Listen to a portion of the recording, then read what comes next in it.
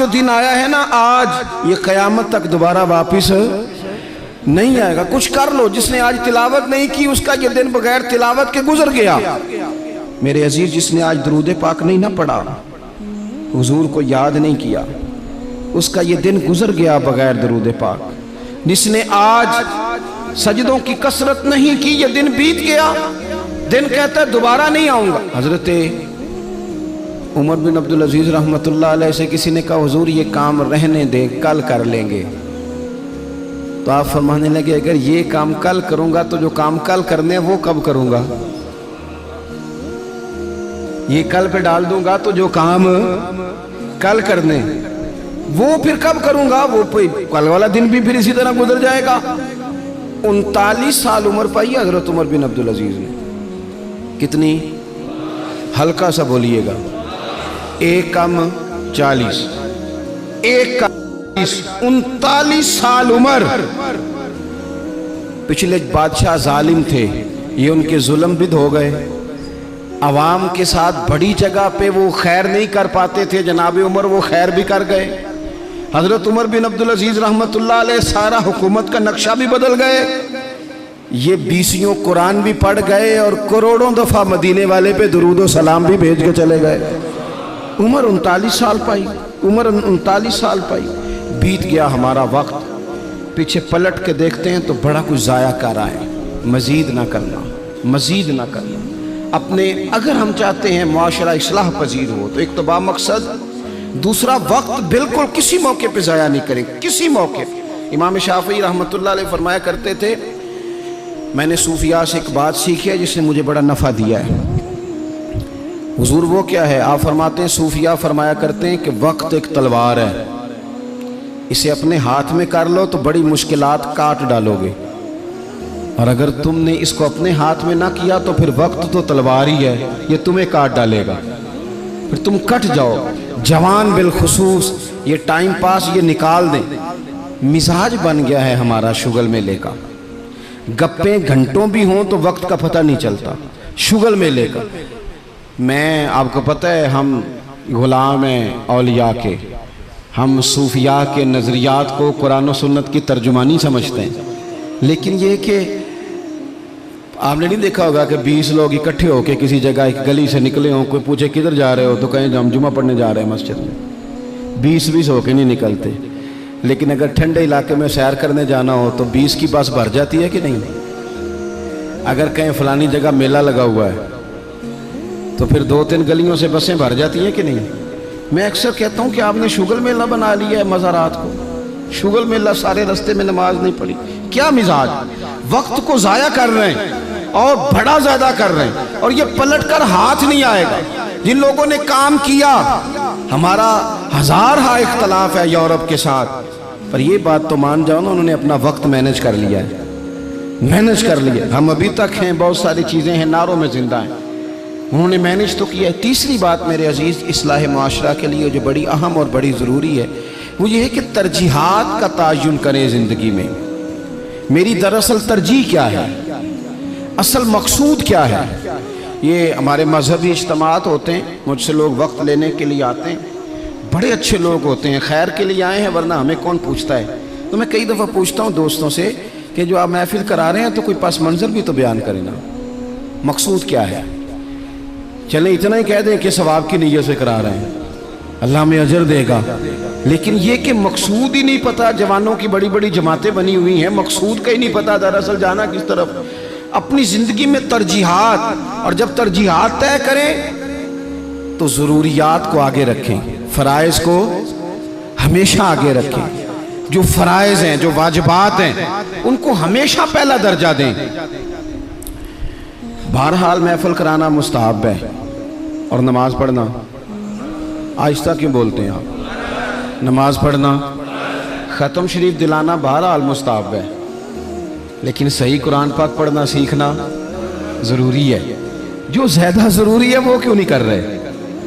ترجیحات اگر آپ لے آئیں گے نا، میں بہت سارے لوگوں کو جانتا ہوں توجہ سے ختم دلاتے ہیں. ہمیں بھی کہتے ہیں مولانا اس دفعہ ابا جی کے ختم پہ آپ کی باری ہے، پچھلے سال فلانے کو بلایا تھا، اس سے پچھلے سال فلانے کو. بھئی آپ نماز پڑھتے ہیں؟ کہتے ہیں آپ دعا کریں. آپ دعا کریں میں شروع کر دوں. تو میں کہتا ہوں اگر نماز کی دعا کرانی ہے گھر بیٹھے بیٹھے مجھ سے تو ختم کی دعا نہیں گھر بیٹھے بیٹھے ہو جاتی, وہ بھی کر دیتا ہوں یہیں سے. اللہ تعالیٰ ان کی مغفرت فرمائے. ترجیحات ہمیشہ آپ کے جو ضروری کام ہیں یاد رکھ لیں. آپ کے مدرسہ بڑا ہی ضروری ہے. میں کسی کی تعریف بڑا کم کرتا ہوں اس لیے کہ تعریف خوشامد بن جاتی ہے تو بندہ مشکل میں آ جاتا ہے. لیکن ابھی میں آیا ہوں نا تو یہاں بچے ساتھ قرآن پاک پڑھ رہے تھے. میرے حاشیہ خیال میں یہ بات بھی آ سکتی تھی کہ قاری صاحب نے حضرت صاحب نے چھٹی کیوں نہیں کرائی, مسجد میں محفل ہے. لیکن آپ یقین کریں کہ میرا دل اتنا ٹھنڈا ہے, میں نے کہا یہ بالکل صحیح کر رہے ہیں, ان کو پڑھنا ہی چاہیے. یہ جو کام ان کے لیے زیادہ ضروری ہے ان کے گھر والوں نے جگر کے ٹکڑے دیے پڑھانے کے لیے, تو جو جس کام کے لیے بھیجے ہیں وہ کام ضروری ہے وہی نہیں کرنا چاہیے. ترجیحات تو طے کرے میرے بھائی. دراصل ترجیح کیا ہے؟ حضرت طلحہ رضی اللہ تعالیٰ عنہ فرماتے ایک بدو حضور کی بارگاہ میں آیا, سادہ بندہ, بال بکھرے ہوئے, حالت بڑی پراگندہ, مشکات میں حدیث ہے. اس نے آن کر کے عرض کی یا رسول اللہ صلی اللہ تعالیٰ علیہ وسلم, حضور مجھے بتائیے اسلام کیا ہے, اسلامی احکامات بتائیں. تو حضور نے کلمہ شہادت کے بعد فرمایا کہ وقت پر نماز پڑھنا, دن اور رات میں 5 نمازیں تیرے اوپر ضروری ہیں. اس نے عرض کی حضور کچھ نفل بھی پڑھوں؟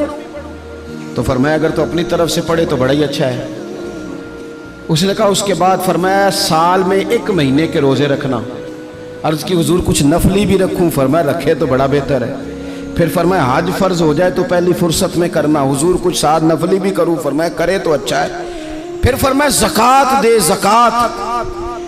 اس نے عرض کی یا رسول اللہ صلی اللہ تعالیٰ علیہ وسلم کچھ نفلی صدقات بھی کروں؟ فرمایا کرے تو بڑا اچھا ہے.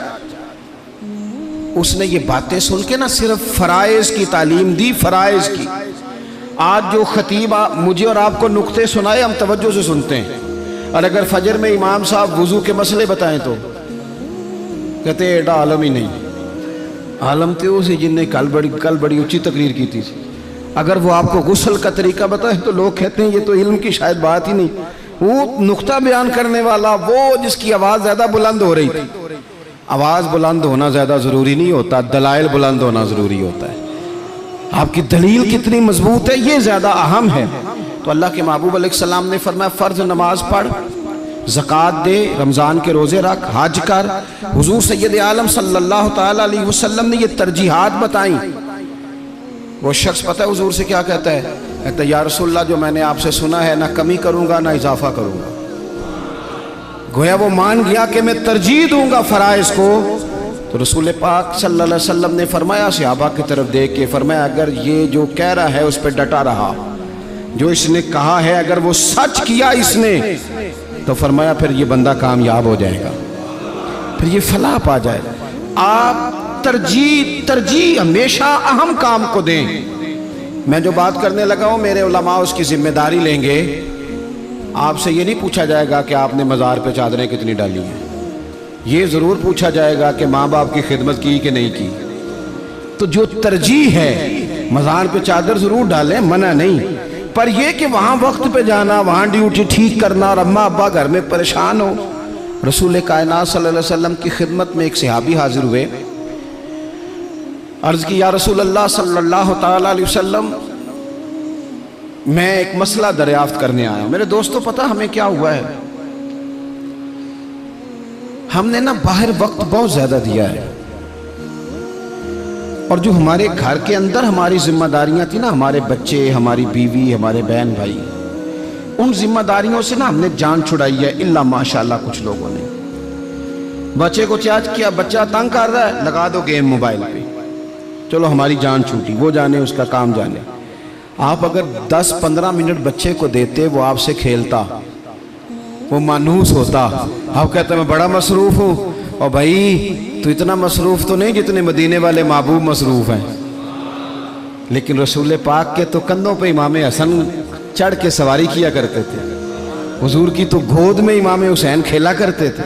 حضرت ابو ہریرہ کہتے ہیں میں نے دیکھا ہے کہ حضور نے ان کے بازو تھامے, انہوں نے پیر پہلے حضور کے مقدس قدموں پہ رکھے, پھر انہوں نے اپنے قدم مبارک حضور کی مبارک پنڈلیوں پہ رکھے, پھر ٹخنوں پہ رکھے, پھر پیٹ پہ رکھے, پھر حضور کی زبان چوسنی شروع کر دی. تو کیوں وقت نہیں دے رہا اپنے بچوں کو؟ क्यों नहीं हम वक्त दे पाते अपने नवासों को, नवासियों को, पोतों और पोतियों को?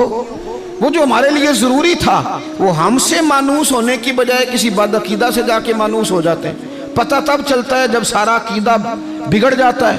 अपने घर के अंदर जो जिम्मेदारियां, उनको तरजीह दें। हुजूर सैयद आलम अलैहिस्सलाम ने फरमाया खैरुकुम खैरुकुम लिअहलिही व अना खैरुकुम लिअहलिही।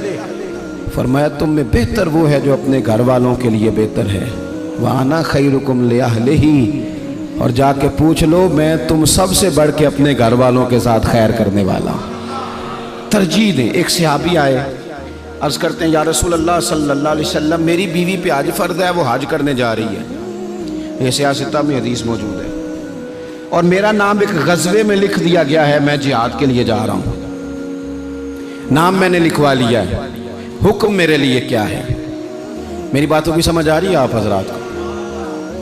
मेरी बीवी हज के लिए जा रही है, वो साहिब इस्तिताअत होगी, जाहिर है उसके पास माल होगा, वो जा रही है, उसको जाना है, वो तैयार है, और मेरा नाम गज़वे में लिखा है, तो हुक्म क्या है? देर नहीं लगाई रसूल पाक ने, हुजूर फरमाने लगे तो अपना नाम गज़वे वाली लिस्ट से कटा, जिहाद पे ना जा, बल्कि तुम महरम बनकर अपनी बीवी के साथ हज करने जा। वो तेरी जिम्मेदारी है, वो तेरे अलावा कौन महरम बनेगा उसका? तो जो तेरी ड्यूटी का काम है उसे तो करना, तरजीही बुनियादों पर काम को करें। 4 बातें हो गई, एक बात आखिर में 5वीं।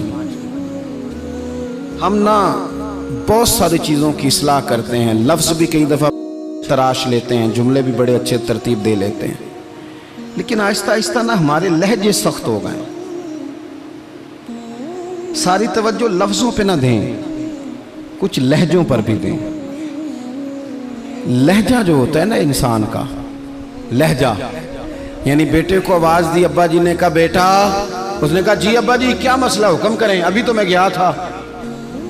इसमें जुमला गुस्ताखी वाला कोई भी नहीं, पर लहजा गुस्ताखी वाला है।